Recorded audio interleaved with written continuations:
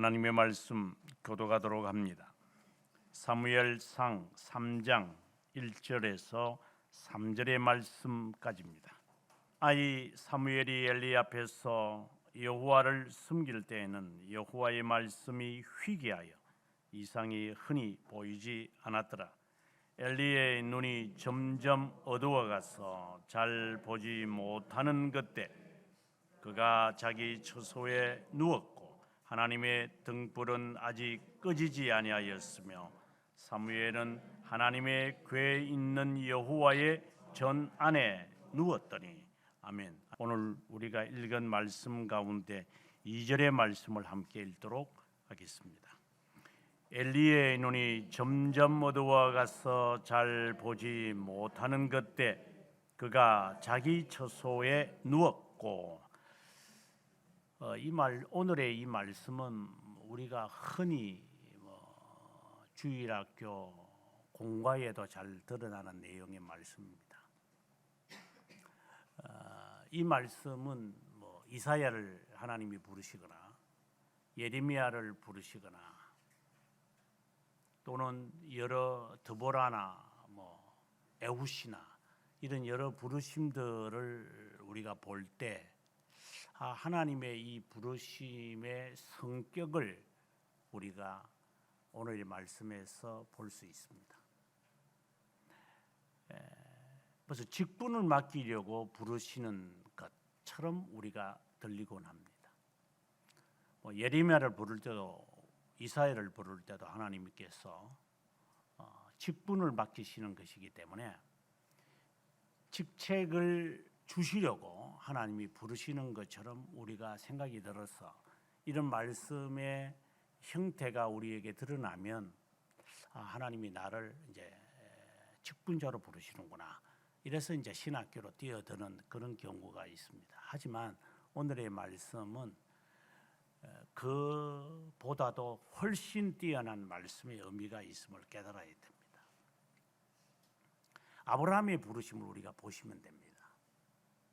그리고 야곱의 부르심을 보시면 됩니다. 그래서 오늘의 이 사무엘의 이 부름은 두 가지의 의미가 있는데, 하나는 하나님의 종으로서의 부르심도 있을 것이고 또 하나는 하나님의 자녀로서 자신의 정체성을 확인하게 하시는 그런 것을 볼 수 있습니다. 그래서 우리가 1장 2장에서 보게 되어지면 한나의 그 간절한 기도가 있었기에 사무엘이 하나님의 부르심을 받았다 이렇게 말할 수 없을 정도로 이미 하나님의 자녀라는 사실을, 그래서 1장을 여러분들이 세심하게 보면 알 텐데 하나님이 그의 태를 닫으셨습니다. 아들을 낳을 자녀를 낳을 수 있는 여인이지만 하나님은 그를 하나님께 드리도록 하기 위해서 하나님은 그의 태의 문을 닫으신 것입니다. 우리가 한나의 기도에서 잊어버리지 말아야 할 부분이 바로 그 점입니다. 하나님의 자녀에 대한 하나님의 섭리, 작정, 이러한 것이 예정되어 있는데도 브린다에게서부터 고통을 당하는 그 한나가 결국은 그 기도의 고백이 그에게서 나와야 하고, 그 고백의 기도로 인해서 한나는 자신의 아들을, 만약에 결혼하자마자 아들을 낳아서 하나님께 드릴 수 있었을까요? 이건 우리의 가정입니다만은 전체적인 이야기를 볼 때 그렇지 못했을 것이라고 확신할 수 있습니다.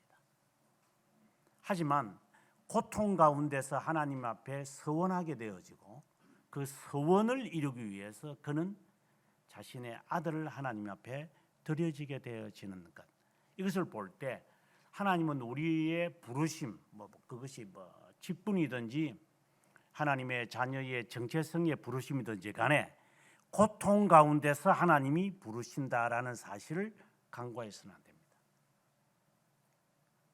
부르시는 것은 예정되어 있으나 그가 그것을 인정하고 그것에 따라 순종하게 되어지는 것은 단련을 받아야 한다는 사실을 오늘 본문을 통해서 우리가 알 수 있습니다.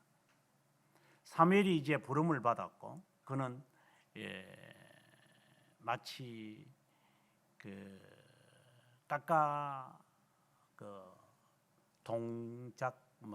동작성이라 그러나 그런 그 어린 아이들이 어릴 때부터 이제 절에 가가지고 이렇게 머리 빡빡 깎고 이제 훈련을 받습니다. 그것처럼 과거의 중세 시대에도 칼빈도 그랬습니다만은 이제 어릴 때부터 이제 성직자가 될 것으로 여겨지고 월급을 받게 됩니다.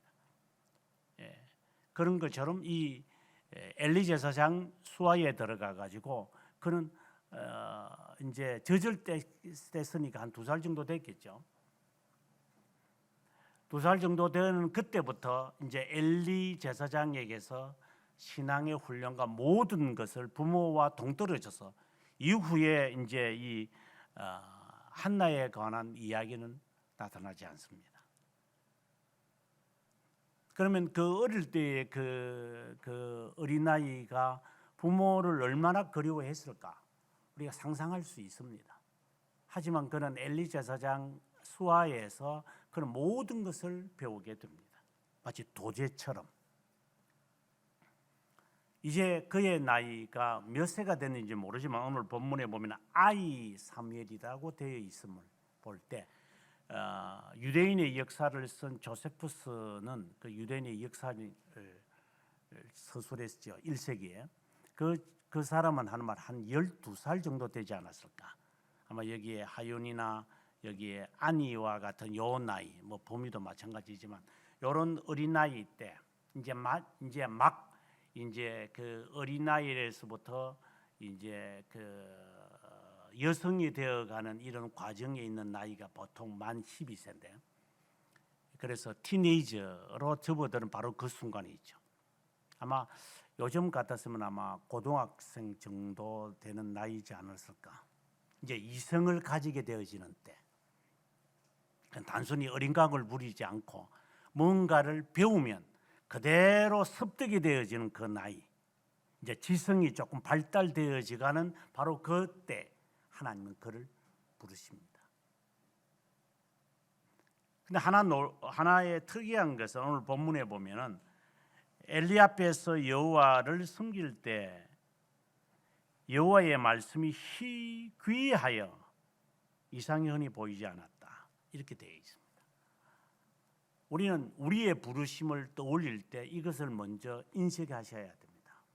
우리가 뭐 직분자가 되어 가지고 목사가 되고 뭐 전도사가 되고 이런 것은 아니기 때문에, 만약에 그것에 초점을 맞추면 오늘 본문은 또 다르게 해석이 되어져야 되니까 우리의 부르심, 우리의 중생의 경험, 이제 이 말을 제가 하려고 하는 건데, 말씀이 이상이 흔히 있지 않았다. 이것은 다른 말로 한다면 말씀에 대한 갈급함이, 결핍이 있어야 한다는 사실입니다. 그전에 하나님의 부르심을 깨닫지 못합니다. 말씀에 대한 그 소원이 강렬해야 됩니다. 그냥 뭐 미끄러져서 개혁교회를 왔나? 아닙니다. 강렬해야 됩니다. 말씀에 대한 그 결핍과 말씀에 대한 소원이 우리들에게 있어야 합니다. 이것이 우리에게 있는지 먼저 살피셔야 됩니다. 말씀은 듣고 싶은데 엘리의 눈이 어두워서 침울해서 잘 알지 못하는 그러한 것, 힘든 시기입니다. 그래서 여기에 기웃 저기에 기웃할 수밖에 없는 것. 뭐 똑같은 경우는 아닙니다만은 제가 대학교 1학년이 되어서 고등학교 때까지 바라보는 그 선생님들의 수준이야 뭐 지금하고는 많이 다르지만, 그때는 툭하면 몽둥이 들고 와서 패고 막 얼굴을 그냥 뺨으로 그냥 막 손바닥으로 때리고 막 그냥, 아니면 구두발로 그냥 우리 그 초태배를 그냥 바로 까버리고 막 이런 건 때니까, 이제 그런 무식하고 무지하고 뭐 훌륭한 선생도 이따금 있었지만 일반적으로는 그랬으니까 그렇게 하다가 이제 대학교에 오니까 이건 완전히 젠틀맨이거든요. 야, 저 학식과 저 학문과 저 박식이 어디서부터 나오나? 다 거의 다 외국에서 이제 박사학위 받고 오신 분들이니까 이 말하는 것부터 시작을 해서 모든 매너가 막 이거는 뭐 상상을 초월할 정도니까 그래서 그들을 본받고 싶을 때가 참 많았죠. 그래서 이제 호기심이 막 일어나서 이제 영어에 대한 마음이 있어서 이제 선교사님들이 있었기 때문에 그 선교사님들을 만나러 이제 뭐 수업 시간에는 못 하니까 사택에까지 찾아가 가지고 여기서 영어 배우기도 하고 저기 가서 영어 배우기도 하고 그때는 학원이 별로 없었으니까 기껏 있으면은 그 36 지금 우리 동네에 이제 공릉일동에 그 36대학교가 있는데 저런 제7 안식교 그 선교사 젊은 사람들 있으면 그런 데 가서 영어 배우기도 하고 제가 갔다는 것은 아니고 그렇게 배울 수 있는 기회가 거의 없었어요. 이건 그냥 농담이지만 이러한 환경에서 지금 같은 21세기 이런 환경에서 그와 같은 마음을 가진 사람이 하지 못한다는 것은 너에게는 두 번의 기회를 줘도 너는 하지 못할 게야.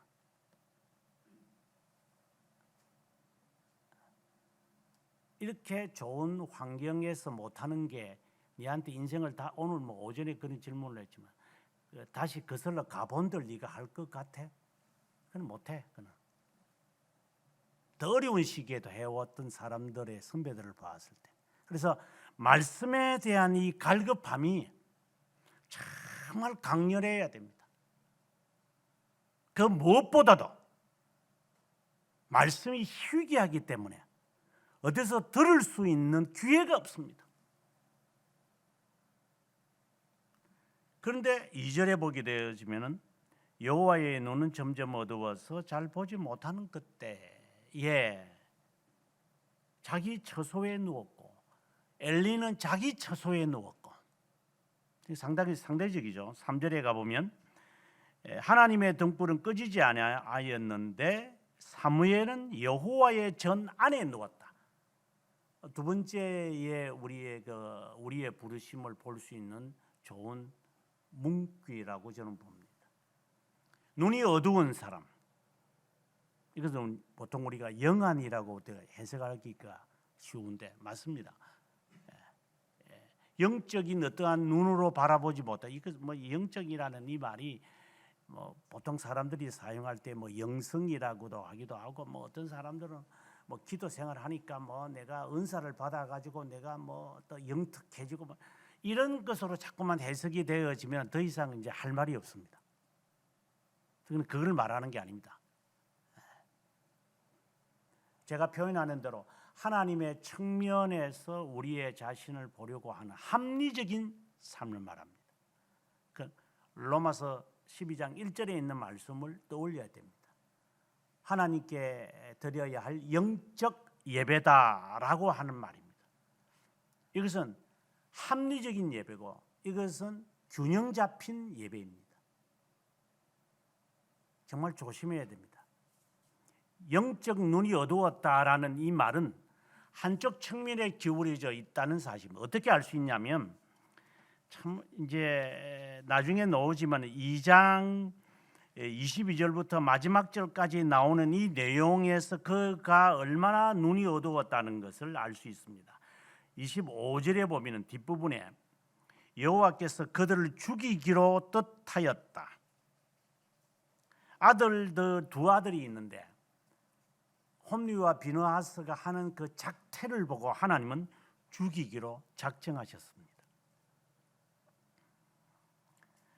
24절에 보면은 내 아들아 그리하지 말라. 내게 들리는 소문이 좋지 아니하니 너희가 여호와의 백성으로 범죄하게 하는도다. 다 이릅니다. 그냥 말입니다. 이것은 신앙의 그 결단을 말하기도 하는데 영안이 어두워지면 결단하기가 쉽지 않습니다. 보이는 게 너무나도 많습니다. 하고 싶은 게 너무나도 많습니다. 이거는 없다라고 하는 것입니다. 자신의 아들들이 어떠한 잘못을 범했는지는 앞에 그 부분에 가보면은 18절부터 잘 나타나는 내용들의 이야기입니다. 하나님 앞에 드려진 물품을 그들은 가로챕니다. 그래서 나중에 이제 하나님께서 이런 말씀까지 합니다. 3장 11절에 보게 되어지면은 내가 이스라엘 중에 한 일을 행하려니 그것을 듣는 자마다 두 귀를 울리리라. 내가 처음부터 끝까지 그 날에 그에게 다 이루리라. 홈리와 비느하스를 이야기합니다. 내가 그의 집을 영원히 심판하겠고 저주를 자청하되 금하지 아니하였습니다. 죄악은 그들이 범한 죄는 무엇인가? 하나님께 드려야 할 예물을 영원히 속죄함을 받지 못하게, 죄 속죄함을 받아야 할 그 희생 제물을 드리는 것을 가로채는, 심지어 오늘 본문에서 13절에 저주를 자청했다라고 되어 있는데 2장 30절에서 이렇게 평합니다. 나를 존중히 여기지 아니하고 나를 멸시하는, 그래서 내가 그를 경멸하겠다. 엘리의 눈이 얼마나 어두웠으면, 얼마나 영적이지 못했으면, 자신의 아들이죠. 내 아들, 우리 아들 얼마나 귀하게 키웠겠어요. 뭐 자식을 미워해야지 뭐 영적인 눈이 떠있다 이 말이 아니라 자식을 자식으로 제대로 보지 못하는, 자녀를 키우고 난 다음에 후회하는 것이 이러한 측면입니다. 지 자식 지가 잘못 키웠다 그럽니다. 아마 여기도 그런 생각을 하는 자들이 있을 겁니다.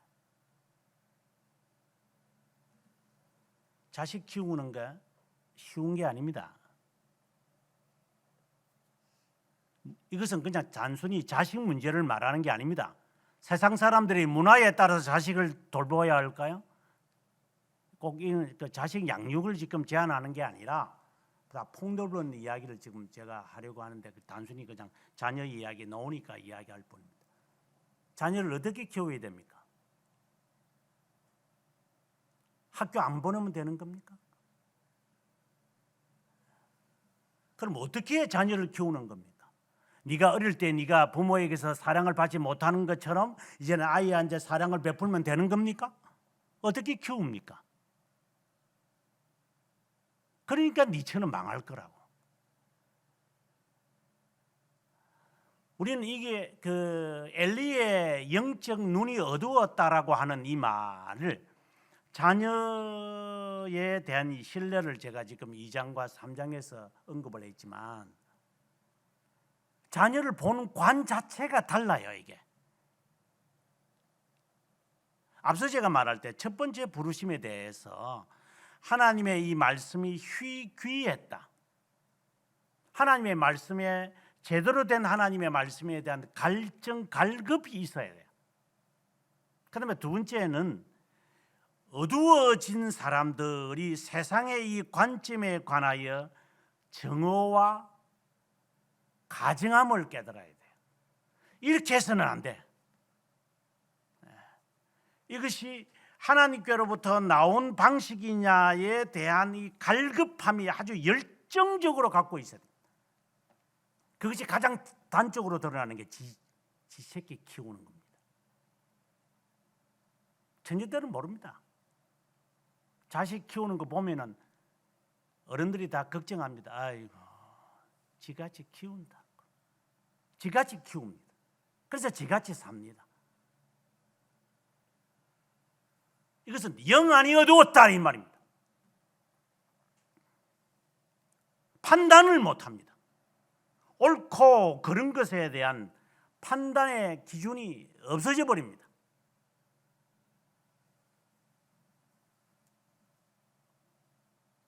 하나님이 이미 그들에 대한 작정이 이미 정해져 있습니다. 이거는 무서운 겁니다.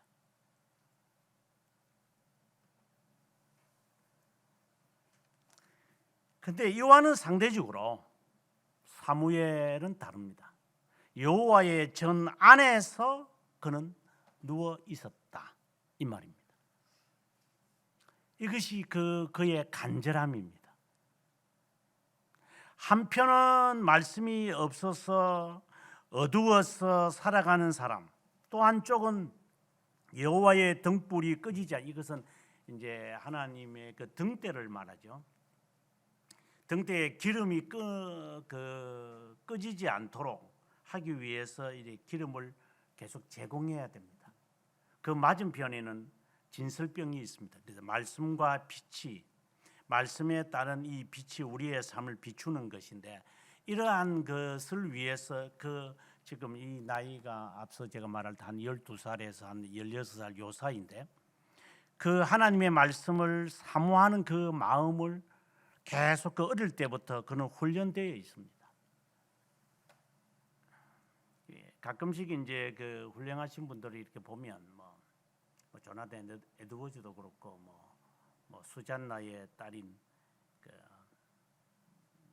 아들인 그 웨슬리도 그렇습니다만은 뭐 신앙은 다르죠. 저하고 웨슬리나 이게 다르지만 그들의 그 어릴 때부터의 열정은 봐야만 합니다. 제가 언젠가 이런 말을 했지만, 중간에 예수 믿어 대학 때 예수 믿었다거나 나중에 그 나이가 들어가지고 예수 믿는 사람들의 일반적인 경향은 바뀌기가 쉽지 않습니다.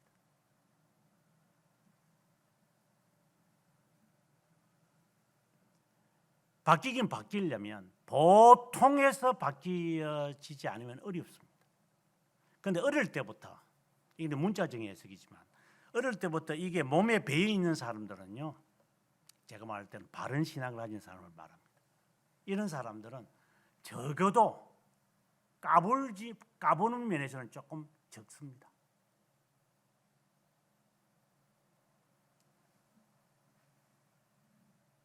이 몸에 체득되어 있는 사람들이 있습니다.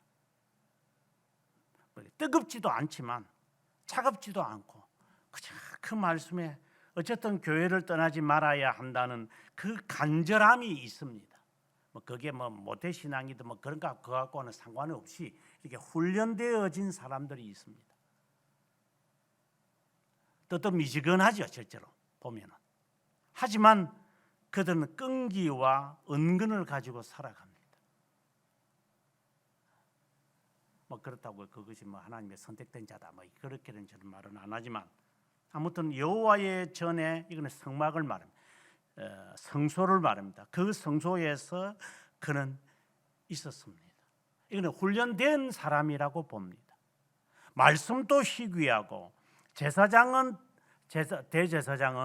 이제 자기 안방에서 잠을 자고 여호와의 이상은 드러나지도 않고, 어두운, 우리가 지난 주일날 제가 설교했지만 그 사사시대, 그 어두운 그 사사시대의 그러한 가운데서 이제 하나님은 우리의 각자를 부릅니다. 간절한 소원, 열정, 그것이 나에게 있었는지 저는 그걸 묻고 싶습니다. 보통 사람들이 이제 개혁교회를 찾는 사람들 가운데 하나는 그런 측면이 있지만 이게 상대적입니다. 도피처입니다. 아이 뭐 기왕이면 뭐 이게 낫겠지만 뭐 이런 식으로 교회를 택하는 사람들 대체적으로의 성향이 그렇습니다. 이거 아니면 저거니까, 저거 아니면 이거고, 그래서 전전긍긍하면서 뭐 하는 것도 아닙니다. 그죠? 전전긍긍도 없습니다. 대가를 전혀 치려도 보지도, 뭐 그냥 교회는 가면 되는 거지, 아무 때나 가는 거지 뭐 이런 식으로 사람들이, 우리들의 성향 자체가 주로 그렇되어 있습니다. 대가를 치르지 않습니다.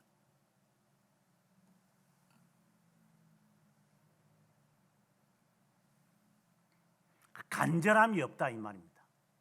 열정이 없다는 겁니다. 그리고 여호와의 전에서 거하는 이 훈련된 삶이 없습니다. 나는 하나님의 말씀을 떠나서는 살 수가 없어요. 하나님 말씀 안에서 나는 살아야만 하는데 이 말씀이 내가 듣고 싶은데 없습니다. 뭐 지난 그 영국에 탐사 갈 때도 그랬습니다만은 이번 탐사에서도 어느 그 여 집사님은 뭐 저희 교회 집사님은 아닌데 제가 하는 이 모든 설명들을 전부 다 찍더라고.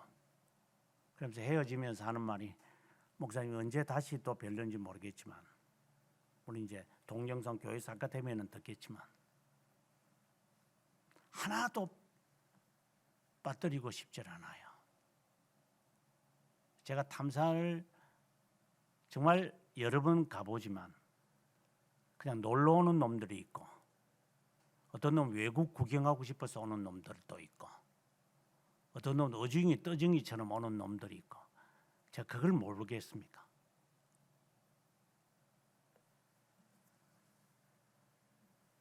정말 기회가 지금밖에 없을 것이니까 하나라도 빠뜨리서는 안 된다. 정말 검증을 해봐야 된다. 정말 확인을 해봐야 된다. 그런 간절한 마음으로 오는 사람이 있고 뭐 그렇게 않고도 올 수 있는가? 예, 그렇지 않고도 올 수 있습니다. 그 간절함이라는 것은 다릅니다. 불과 6명을 데리고 갔지만 그 6명의 간절함은 다 다릅니다.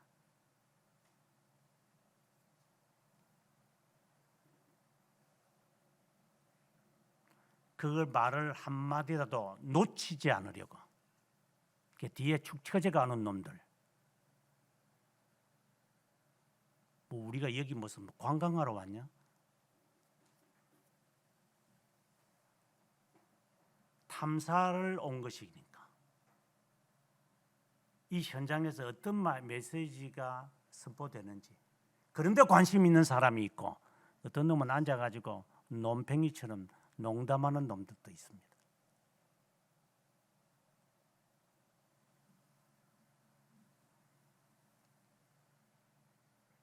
간절함을 가진 사람의 자세는 다릅니다.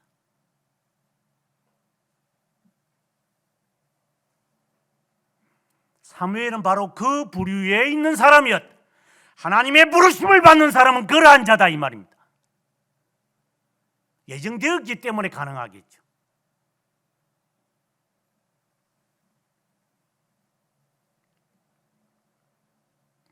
하나님의 궤 있는 전 안에 누웠다.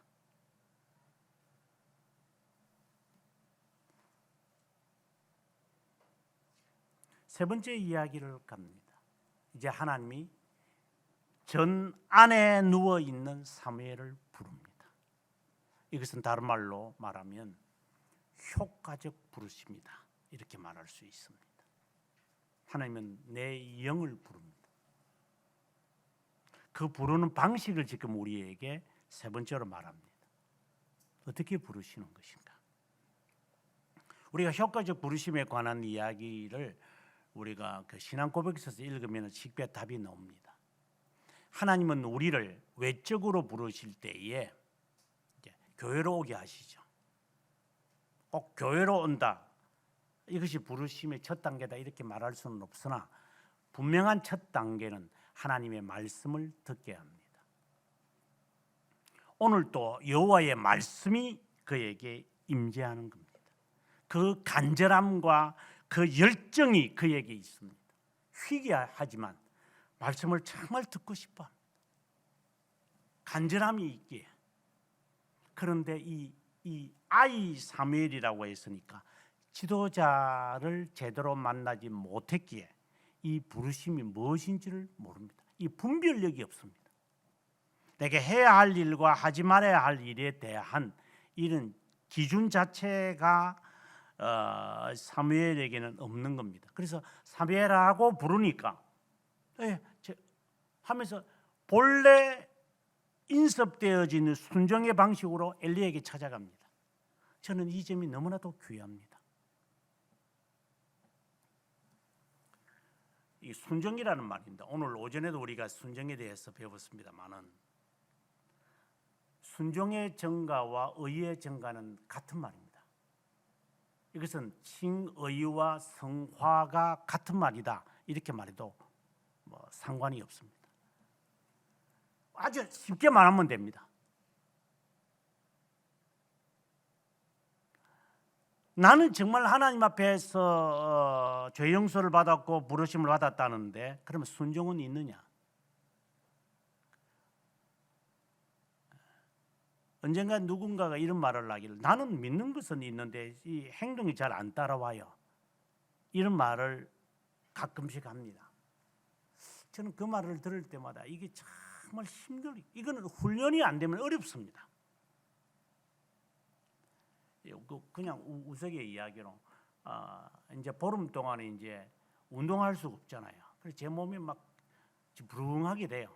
그래서 어제 몸이 좀 피곤하지만 이제 새벽에 일어나서 이제 오늘 새벽에 일어나서 운동을 하는데 힘듭니다.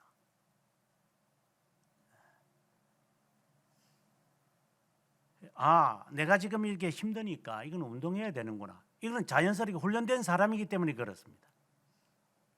그러면 운동을 해서 몸을 다시 풀어야 됩니다. 저 몸은 제가 다시 풀어야 됩니다. 이건 훈련해 본 사람들이 하는 행동입니다. 그렇다고 제가 그렇다라는 말이 아니라 하나님의 말씀 앞에서 아직 부름을 받지는 않았으나 효과적 부르심이 없으나 훈련되어 있는 사람들이 있다 이 말입니다.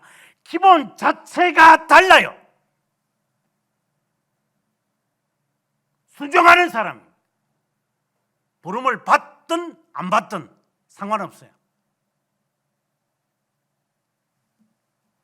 될 놈과 안 될 놈이 다르다 이 말입니다. 안 한다고 하지만 해야 합니다. 그런 자와 같아 이 말입니다. 그는 훈련돼 어릴 때부터 이게 자연스레 이게는 뭐 외식주의도 될 수 있고 위선이도 될 수 있겠으나 어쨌든 기본적으로 몸에 배어 있는 사람입니다. 교회에서 문제 일으키는 놈이나 사회에서 문제 일으키는 놈들을 한번 들추어 보십시오. 어떤 놈들인지. 거기 그냥 바뀔 것 같은가 그게? 아니면 안 바뀌죠. 그것은 아니기 때문에 안 바뀌는 겁니다. 사무엘은 훈련된 아이입니다. 그래서 사무엘이라고 부르면 이 애는 벌떡 일어나서 한밤중이니까 엘리에게 찾아갑니다. 저를 부르셨습니까? 이 말은 이제 내가 여기 있습니다라는 말과 같습니다. 이게 같은 내용입니다. 그러니 엘리는 아니다 안 불렀다.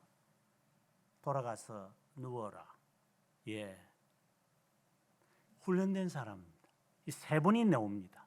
이걸 볼 때 그는 정말 훈련된 사람입니다. 6절에 보니까 다시 사무엘을 하나님이 부릅니다. 사무엘아. 사무엘은 벌떡 일어나서 엘리에게 갑니다. 저는 너무나도 감사합니다. 훈련된 이 사람. 근데 성품이 벌써 다르구나. 우리 어릴 때 그런 말을 합니다. 이 아이는 성품이 참 착해. 참 어지래. 내 새끼도 니는 참 내가 봐도 너는 내 새끼가 아닌 것 같아. 그럼 못된 것만 다 배우는 놈이 있습니다. 하는 짓거리를 보십시오. 어린 놈이라고는 나쁜 짓을 안 하는 게 아닙니다. 하는 짓거리들이 딱 정해져 있습니다. 못된 거는 어릴 때부터 다 배웁니다. 그건 DNA가 그런 겁니다. 안 바뀔 것 같아. 안 바뀝니다. 여기 쫓겨난 것들이 있지만 제시해서 가만히 보면 여기에 언젠가 어떤 문제를 일으킬지 눈에 그냥 보입니다. 이게. 착한 애들은 뭐 우리가 흔히 말하는 착한 애라고 해야 될지 모르겠는데 착한 애들은 어릴 때부터 벌써 다릅니다. 참 이게 정말 인생을 다시 살고 싶지 않는 마음을 갖는 겁니다. 뭐 지금 저기 뭐 시연이 나가지고 좋아하고 어벙벙하지만 어찌 될지 아무도 모릅니다. 언제 옆구리 치게 들어올지. 왜? 내 성격 그대로 가 있을 거니까 그 안에. 아무리 커버해도 되는 게 아닙니다. 사무엘아라고 부르면 예 하고 사무엘이 엘리에게 옵니다. 이는 훈련됐기 때문에 가능한 겁니다. 뭐 또 다르게 표현을 한다면 문제가 생기면 교회 가서 기도해야 된다. 나 친구들하고 그냥 싸돌아 다니는 게 아니라 나 스트레스 받았으니까 오늘 친구하고 밖에 나가서 뭐 좀 하고 오겠다. 아니요. 훈련된 사람은 다릅니다. 나는 교회 가서 기도하고 오겠다. 이것은 하나님의 말씀에 부르심을 받는 사람의 자세입니다. 그래서 7절에 보면은 사무엘이 아직 여호와를 알지 못하고 여호와의 말씀도 아직 그에게 나타나지 아니하는 때라. 왜? 말씀을 제대로 듣는 상황이 아니고 분별력이 없는, 우리가 흔히 말하는 영적으로 어린아이이기 때문에.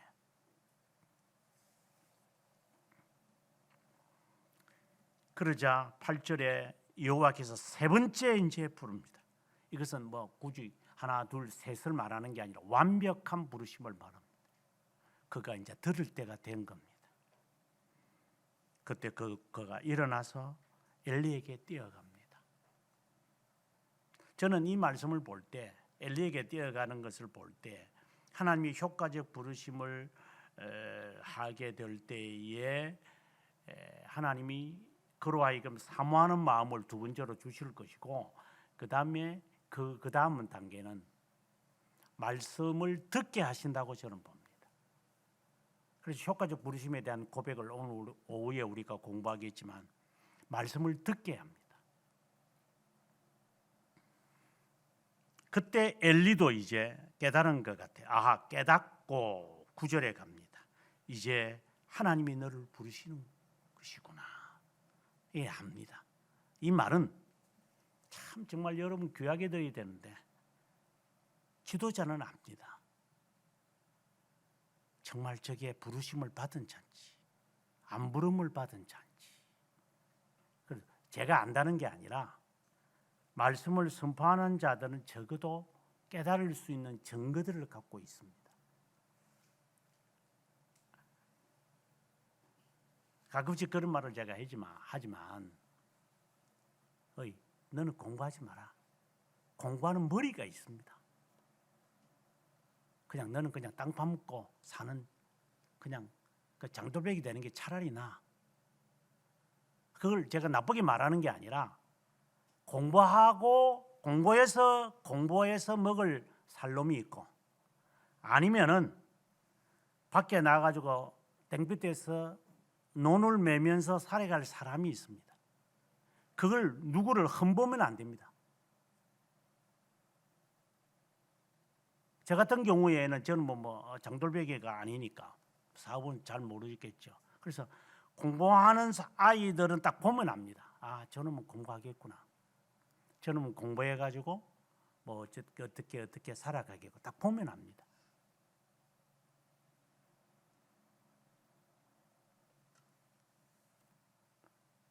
엘리가 아마 이것을 깨달은 것 같아요. 하나님이 너를 부르시는구나. 그럴 때는 이렇게 대답을 하고 말해줍니다. 9절에 내가 말하기를 여호와여 말씀하옵소서. 주의 종이 듣겠나이다. 사무엘이 가서 자기 처소에 누우니라. 자기 일에 열심을 했다 이 말입니다. 순종했다라는 겁니다. 엘리같이 이렇게 부족한, 눈이 어둡고 자기 자식을 제대로 못 키우고도 이런 말을 할 수 있습니다. 우리가 보면은 엘리의 이 가정은요 정말 폐가 망신한 사람입니다. 하지만 이번 비뚤어져도 말은 바로 하라고 말은 바로 하는 분들이 있습니다. 그래서 그는 이제 잠을 잡니다. 10절에 다시 하나님이 그에게 임합니다. 정과 같이 사모해라. 이 말은 동일한 방식을 택합니다. 우리가 그 효과적 부르심을 받은 사람들의 공통석입니다. 네 번째인데 정과 같은 방식으로 부릅니다. 하나님이 뭐 이상한 철저한 방식으로 뭐 부르고 뭐 루터처럼 부르고 뭐 아우구스티누스처럼 부르고 뭐 이렇게 하겠지만 뭐 그런 방식도 택하시겠지만 다양하게 하겠지만 이 방법은 절대 누구에게든지 있어야 되고 틀리지 않습니다. 그것은 바로 하나님이 동일한 방법으로 그를 부르심을 깨닫는 사람. 이 말이 무슨 말이냐면 이 효과적 부르심을 받은 사람들, 중생의 경험을 아는 사람들의 공통적인 겁니다. 전에도 하나님 이와 유사한 것을 있었는데 내가 그걸 깨닫지 못하고 내가 그걸 스킵했습니다. 그걸 억울해할 줄 알아야 합니다. 만약에 이 경험이 없다면 당신은 아직 선택되었음을 확신하지 못하는 자입니다.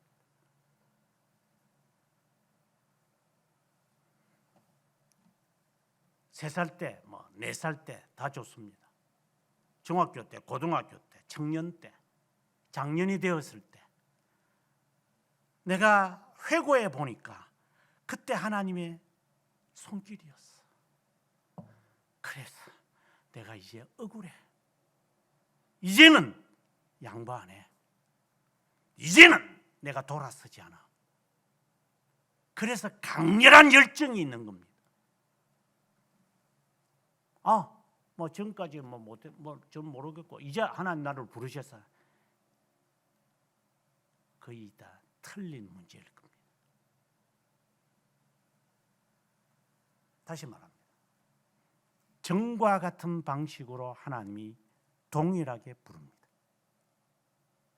그걸 자신이 회고하게 됩니다. 어떤 때는 회오합니다. 하나님이 나를 부르셨는데 내가 기회를 다 놓쳤다. 근데 뭘 다시 또 돌아가? 또 하나님이 기회가 또 주어지겠지 또 그럽니다. 뭘 기회가 주어져? 효과적 부르심을 받은 사람은 이것이 끝입니다. 더 이상 없어. 그 마음이 아주 강렬합니다. 왜? 내가 지금 과거에 이렇게 해서 저렇게 해서 다 실패와 좌절과 절망에 빠져본 경험에 쌓여서 볼 때 아니야, 다시는 내가 안 해. 다시는 내가 안 돌아가. 그것은 효과적 부르심을 갖는 사람들의 공통성입니다. 그래서 제가 가끔씩 그런 말을 한다 그랬잖아요. 당신이 이 교회 올 때 어떤 자세였는데? 그래, 가는 마음은 또 무슨 자세고? 이 호랑 말 것 같은 놈들.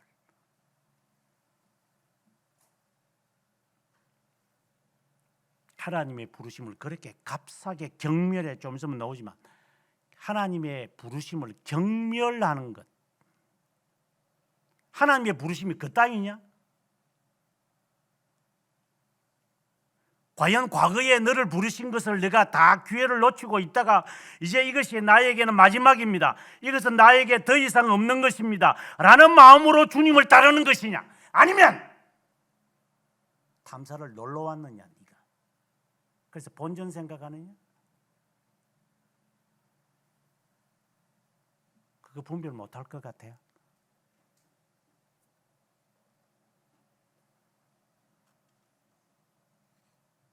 하나님은 동일하게 부릅니다. 과거에 나를 불렀던 것에 관해 내가 간과했구나, 경멸했구나, 그것을 억울해할 줄 아는 사람이.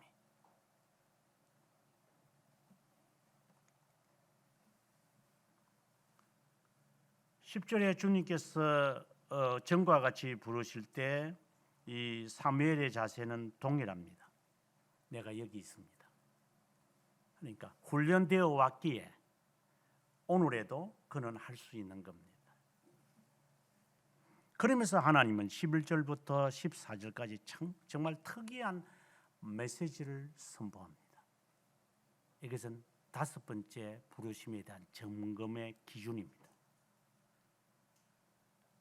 하나님은 저주에 대한 이야기를 합니다. 특이하죠. 엘리 제사장의 가정의 가문에 대한 저주를 하나님이 말합니다. 이것은 무엇으로 우리가 해석이 되냐면 어떠한 것을 이렇게 경멸하기까지 하지 않으면은 사모함은 없습니다. 뭐 좋은 게 좋은 거지, 뭐 이것도 좋고 저것도 좋게. 제가 분명히 단정하지만 그 사람은 부름에 대한 확신이 없을 겁니다.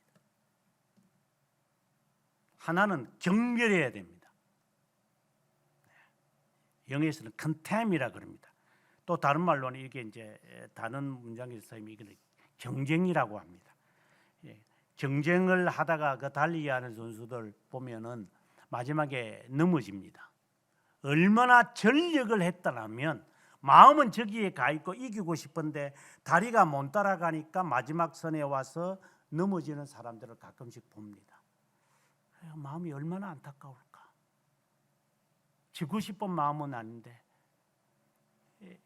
그럴 때 우리가 같은 단어로 경멸이라는 단어를 씁니다. 경멸이라는 것은 이게 경쟁하면서 하나를 포기하고 하나를 무시하고 하나에 대해서 아주 미워하는 마음을 가지고 있어야 이것이 만들어져 가는 겁니다. 그런데 하나님을 경멸하는 것이냐 아니면 세상을 경멸하는 것인가? 지금 엘리 제사장에 관한 이야기를 주님이 이제 저주에 대한 이야기를 하시면서 사무엘로 하여금 경멸하도록 만듭니다. 아니, 그들을 엘리를 경멸하라는 것이 아니라 이 죄악에 대한 이 실상을 정확하게 보게 합니다. 저는 이것이 너무나도 마음이 안타깝습니다. 무엇을 나는 증오하고 있는가? 무엇을 나는 가증스럽게 이기는가? 그래서 다 포기하고 그래 가지고 싶어 다 가져버려라. 다 필요 없어. 탈출할 수 있으면 좋겠어. 이런 강렬한 마음이 경멸하는 마음이 생겨야 한다. 하나님은 그에게 주는 겁니다. 13절에 보면 영원히 심판하겠다. 멸망시켜버리겠다. 엘리의 가정을. 마치 엘리의 두 아들이 자라나는 모습을 이 어린아이가 다 보지 않았겠어요? 다 보았을 거예요. 심지어 13절에 가보면은 그 엘리도 하는 말이 저주를 자청하여 아들들이 저주를 자청하여 금하지 아니하였다. 앞서도 2장 30절에 있는 말씀을 갖고 제가 말씀드렸지만 하나님을 경멸했다. 하나님을 우습게 본 사람. 우리가 이제 이게 가정생활이나 신앙생활을 하다 보면 하나님에 대하여 경멸하고 우습게 여기는 자들이 있습니다. 내 주먹을 믿어라 이런 식으로 말하는 거라든가 하나님에 대하여 이게 무서움이 없어요. 이게 이 간땡이가 붙는지 모르지.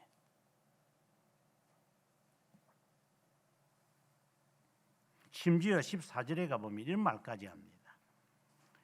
엘리 집의 죄악은 제물로나 예물로나 영원히 속죄함을 받지 못하리라 하였노라. 이는 용서라는 게 없다. 성령 회방죄와 같은 겁니다. 하나님을 경멸하는 것. 앞서 지금 우리가 계속해서 보았다시피 사무엘은 훈련된 자이기 때문에 하나님에 대한 순종으로 드러납니다. 어떤 일이 있든지 간에 이거는 숙련된 사람입니다. 하지만 엘리와 같은 그의 엘리도 그렇지만 앞서도 말씀드렸지만 엘리가 훌륭해 가지고 사무엘을 훈련시켜서 그리고 엘리가 훌륭해서 이런 말이 아닙니다. 우리는 그 신앙생활을 하다 보면 가끔 이런 말을 하는 사람들이 있는데 과거에 자신의 그 잘못된 행동을 이렇게 포장하는 경우가 있어요. 그래서 그 집으로서로 그냥 돌아가는 사람들이 있어요.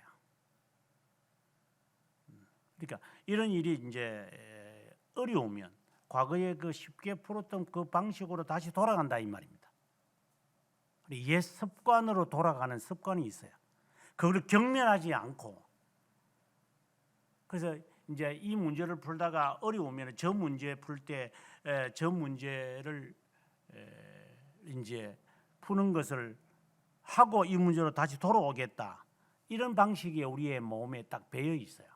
뭐 그 자체가 뭐 틀렸다 맞다가 하는 것이 아니라 우리의 몸에 배어 있는 이런 그 자연스러운 그 인습 같아요. 이거 안 되면 저 방법을 해야 되겠다. 저거 아니면 이거 하겠다. 이런 식으로 이렇게 저울질하며 살아간다 이 말입니다.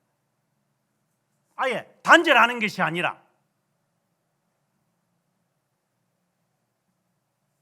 하나님은 그걸 아주 싫어하십니다. 하나님 멸시하는 겁니다. 무엇으로 이 죄를 갚으려고 하느냐. 또 다른 말로 말하면 네가 형식적으로 예배를 그렇게 드린다고 하자. 그걸 하나님이 받으시겠느냐. 이 말로도 바꿀 수 있습니다. 속죄를 얻지 못하리라. 이 말은 중보자가 그를 위하여 기도하지 않을 것이다. 무서운 겁니다. 함부로 말은 하기가 쉽지 않지만 뭐 죽을 때까지 가봐야 되겠죠. 대체적으로 보입니다. 틀리지 않기를 바랄 뿐이지만 너는 하나님을 버렸어.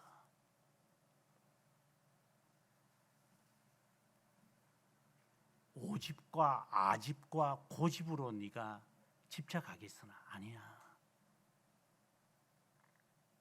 하나님이 택하신 자와 그렇지 않는 자는 점점 거리가 납니다.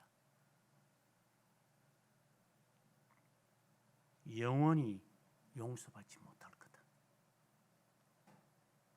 정말 무서운 말입니다.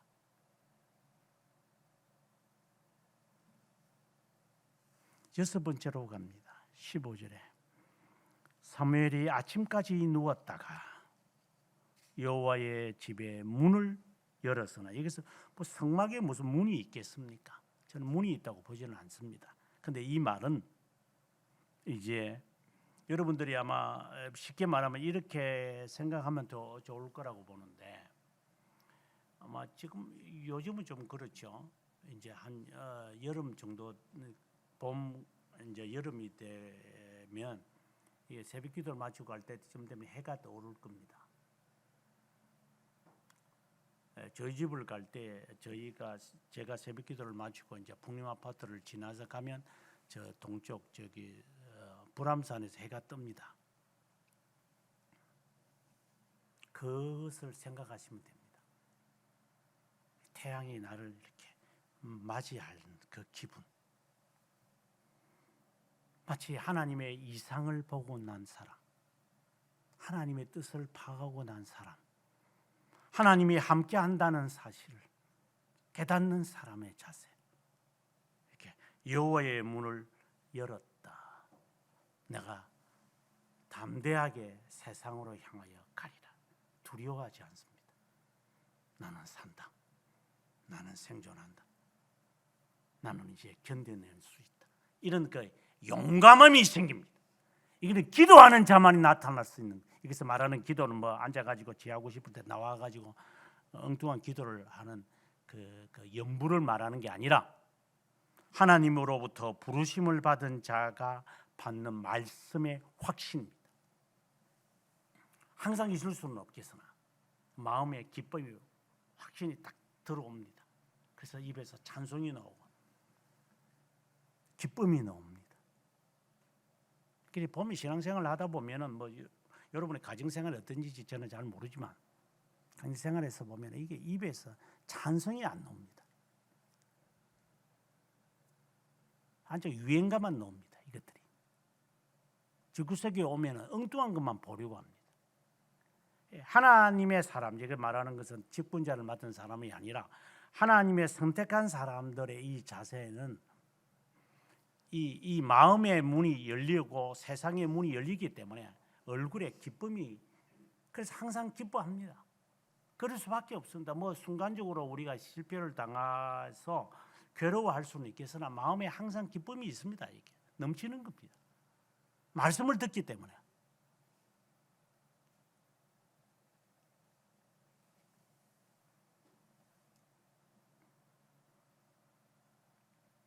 참 말씀이 없으면 마음에 이 계시가 없다는 말인데 이게 얼마나 답답하겠어요. 절제도 없습니다. 아마 지금까지 여러분들이 저와 함께 가봤지만 그 탐사를 가보면 거기는 밤 9시 반 10시까지 훤합니다. 그냥 우리가 착각합니다. 저 8시가 됐는데 해가 아직도 비추고 있으니까 스머타임이 돼. 우리가 이거 낮인 줄 압니다.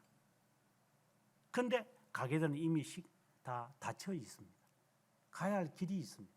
근데 처음에 저도 이걸 잘 적응이 안 됐기 때문에 그래서 호텔에 도착하면 밤 11시, 일찍 오면 밤 11시, 늦게 도착하면 새벽 1시. 이래서 호텔을 겨우 찾아 들어가고 했던 기억들이 선합니다.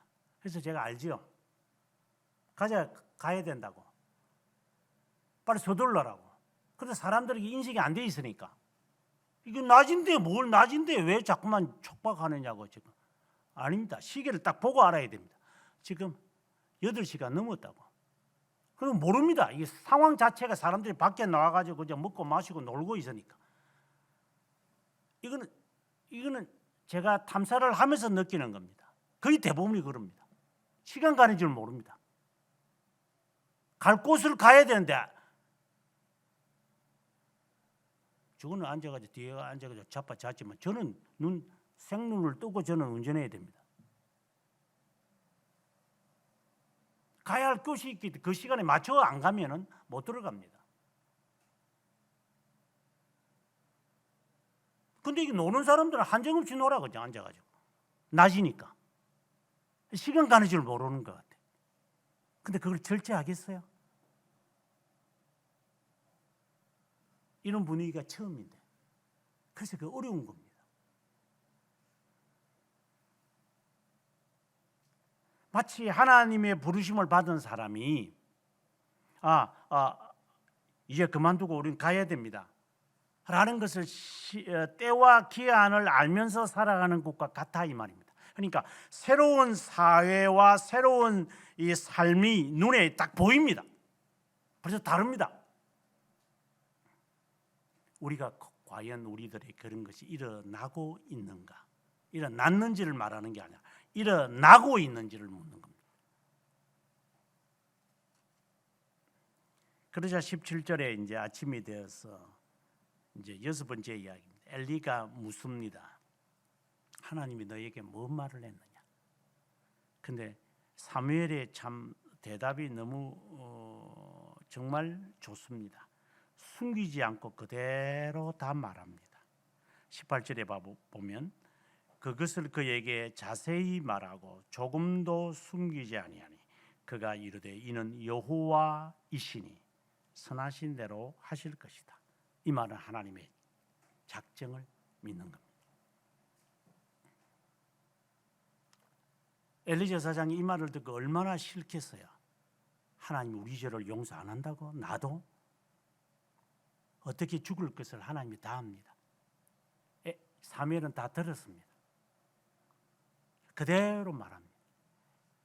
엘리가 적어도 하나님의 말씀을 수행하는 사람 가운데 한 명이라면 그는 그렇게 이루어질 것을 알아서 나중에 목이 뼈가 부러져 죽습니다. 이걸 받아들여야 됩니다. 나는 유기된 자구나.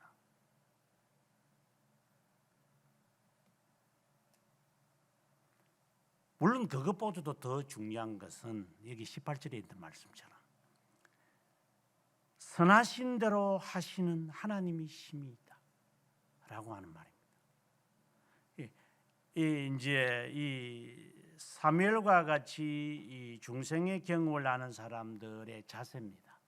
하나님의 뜻에 맡깁니다. 하나님이 하실 겁니다. 내가 거기에 숟가락을 넣지, 내가 무슨 잔소리를 하고 내가 무슨 말해가지고 뭐 어쩌고 이런 거 안, 하나님의 뜻대로 이루어질 것입니다. 하나님의 말씀이 이루어지는 것은 그분이 하십니다. 지금 당장 당신이 뭐 이렇게 저렇게 해서 기분 나빠하겠지만 하나님이 선을 행하실 것입니다. 근데 이것을 또 왜곡시켜가지고 지가 하나님의 말씀을 듣지도 않았는데 지가 하나님의 말씀을 들은 것처럼 또 행동을 하고 내 말이 이루어질 거라고 또 이렇게 만용을 저지르는 놈들도 있습니다. 이것도 조심해야 됩니다.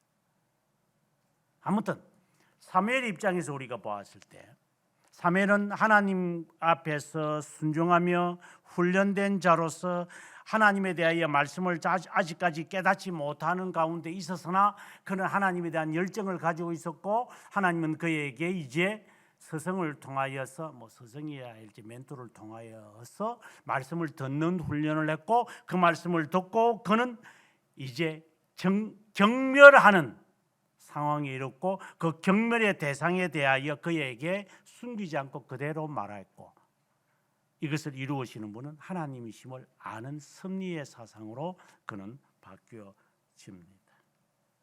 그리고 19절에 그의 말이 하나도 땅에 떨어지지 않게 하시니 너무나도 멋있는 말입니다. 이러한 자세로 자라가는 사무엘이 이제 자라가는데 그가 하는 말마다 하나도 이루어지지 않는 것이 없더라. 이것은 중생된 사람의 마지막 자세입니다. 만약에 내가 우리 각자가 나는 말을 했는데 이거 말 잘못해가지고 이게 큰일 났구나 이거 라고 했다면 그는 중생 부르심을 받은 사람의 자세가 아님을 빨리 깨달으셔야 됩니다. 이 말은 하나님의 섭리에 맡기지 않았다라는 말입니다. 그래서 쥐가 주워 담는 거죠. 만약에 중생의 경험을 한 사람이 자라가면서 키가 자라고 예수 그리스도께서 키가 자라고 그리고 사람에게서 사랑스러워져 갔던 것과 같은 모습처럼 땅에 떨어지지 않는 이루어짐이 있는 겁니다. 구부도는 수가 있어도 하나님의 작정은 이루어집니다. 이것은 선택된 자나 중생의 경험을 하는 사람들의 공통성입니다. 하나님의 뜻이 이루어질 것입니다. 나는 그것에 확신이 있습니다.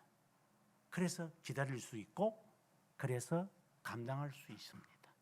그런데 이게 없어요. 이러한 확신이 없다 이 말입니다. 그러니까 계속 바뀌겠죠. 땅에 떨어져 버리는 거죠. 아무 의미가 없어요 이게. 독일을 가보면 이번에도 제가 사람들한테 보여주지만 독일 사람들은 근면합니다. 진짜 근면합니다.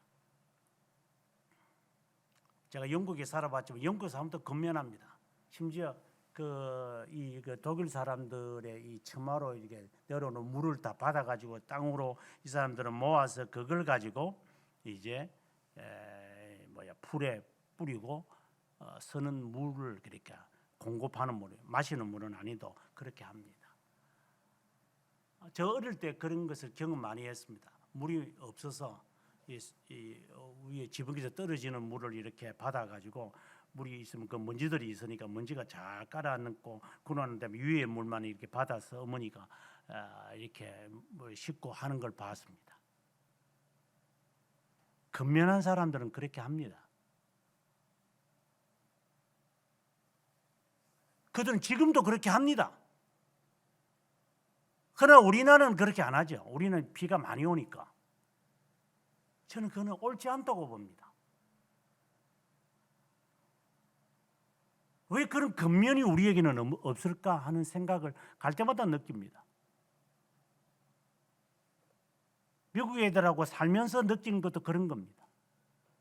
이번에 가면서 이런저런 여러 이야기를 제가 느낀 점들을 말했지만 특별히 그 제네바로 가서 이제 루체른이나 인터라켄이나 바젤 이런 베른 이런 도시를 조금 이렇게 많이 다녔는데 이런 말을 했습니다.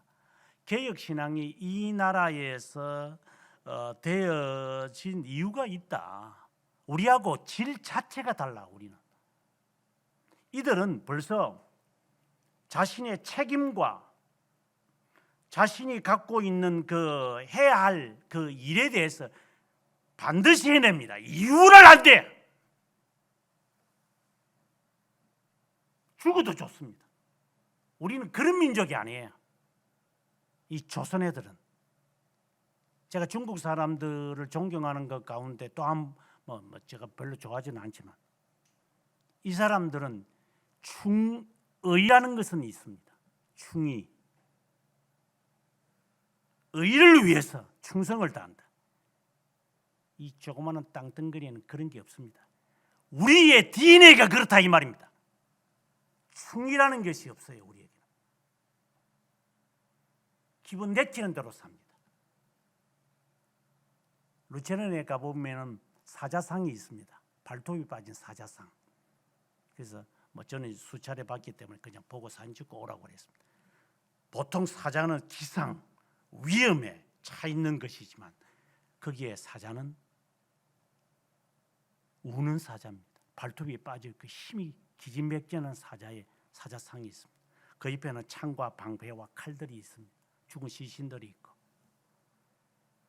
스위스가 그 나라가 그렇게 부강한 나라가 되기까지는 그들의 조상들이 용병으로 가서 피의 대가로 세운 나라들입니다.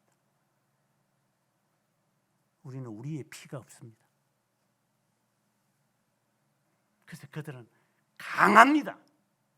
아주 강해요. 책임이 있고 자기를 만끽할 줄 알고. 그래서 저는 조선이 싫습니다.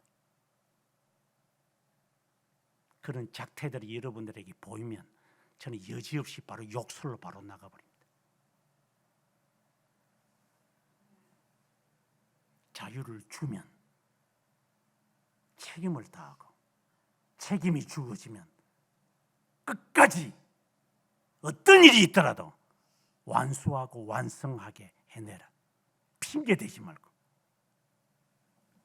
그 안에서 개혁신앙이 꼽힌 겁니다. 이유와 핑계를 대지 않습니다. 피곤해서 그랬는데, 힘들어서 그랬는데. 아닙니다. 그렇지 않습니다. 그는 개혁신앙을 갖는 사람의 기본적 자세가 아닙니다. 여러분들 스코틀랜드를 가봤겠지만 스코틀랜드 사람들은 어떤 일이 있어도 변화를 좋아하는 사람들이 아닙니다. 거기에 장로교가 꼽힌 겁니다. 개혁신앙은 그렇게 형성되어져 가야만 되는 겁니다. 기본이. 우리에게는 없는 겁니다. 중생의 경험을 하는 사람은 말이 땅에 떨어져가는 자가들이 아닙니다. 너무나도 말에 책임이 없는 사람들. 아닙니다. 우리는 아닙니다.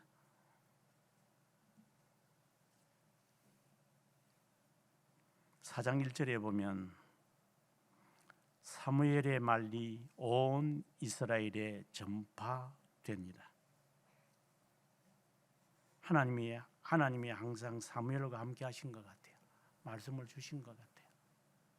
그래서 자기의 생각에 제한되는 것이 아니라 하나님이 주시는 생각을 한 것 같아요.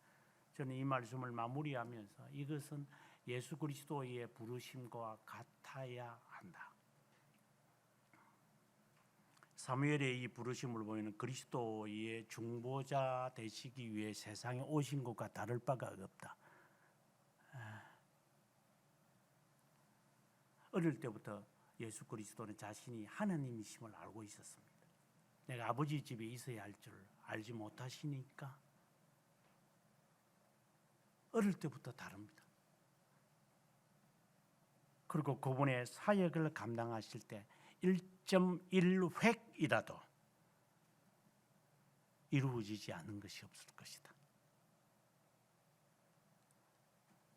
지금까지 지내와서 여러분들이 나중에 나이가 덜 때가 있겠지만 지난 과거들을 한번 정리해 보십시오. 반복해서 제가 했던 말들이지만 하나님이 나의 기도와 간구를 응답하지 않았다면 예수 믿지 마세요.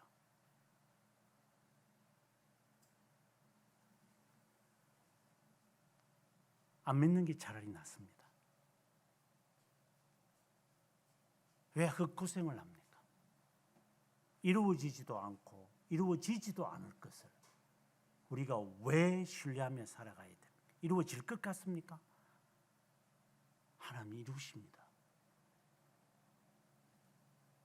그래서 행여나 내가 우리 자신이 하나님의 뜻을 거슬릴까 봐 노심초사합니다.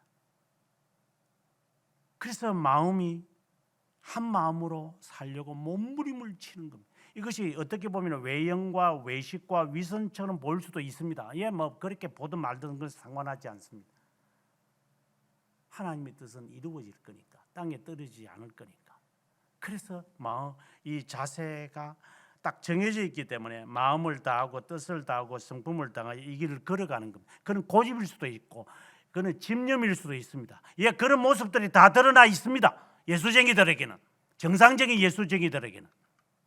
왜? 의지를 바꾸었기 때문에. 그래서 하나님의 뜻이 이루어져야만 하니까. 행여나 내가 이런 불찰로 불수적인 일로 인하여 하나님의 뜻이 이루어지지 않을까? 너무나도 괴로우니까. 그래서 하나님 앞에서 기도 생활을 하는 겁니다. 그것이 습관이도 좋고 관습도 좋습니다. 외식도 좋고 외형도 좋습니다. 하지만 변하지 않습니다. 우리의 자신의 부르심을 확인하셔야 됩니다. 훈련되어 있습니까? 이 핑계 저 핑계 대면서 요 모양으로 삽니까? 하나님의 말씀에 따라서 세상의 것을 경멸할 수 있습니까? 하나님의 말씀으로 인하여 내 삶이 마치 햇빛이 비치는 것처럼 그런 비치는 그 위쾌함을 여러분 말씀마다 우리가 아침마다나 좋고 어쨌든 어느 상황이든가 그걸 느끼십니까? 그리고 하나님이 이루어 가신다는 섭리의 사상을 갖고 있습니까? 그 사람은 하나님이 부르신 사람입니다. 하나님의 뜻이 이루어질 겁니다. 그분은 쉬지 않습니다. 그래서 내가 쉴 수 없습니다. 그분이 자면 우리가 잠을 자면 됩니다. 그러나 그분은 주무시지 않습니다. 영원하신 하나님 아버지, 이를 나타내시고 행하시는 하나님이심을 믿습니다. 사무엘의 부르심을 바라보면서 우리의 자신이 이러한 과정들을 밟고 살아가고 있는지,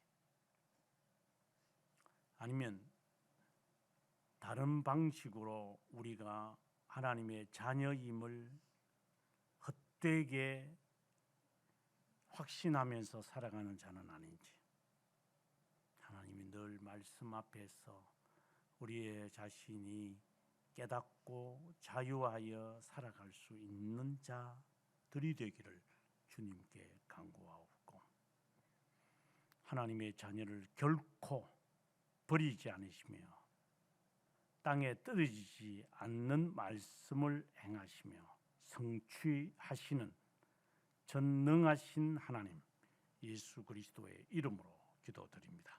아멘.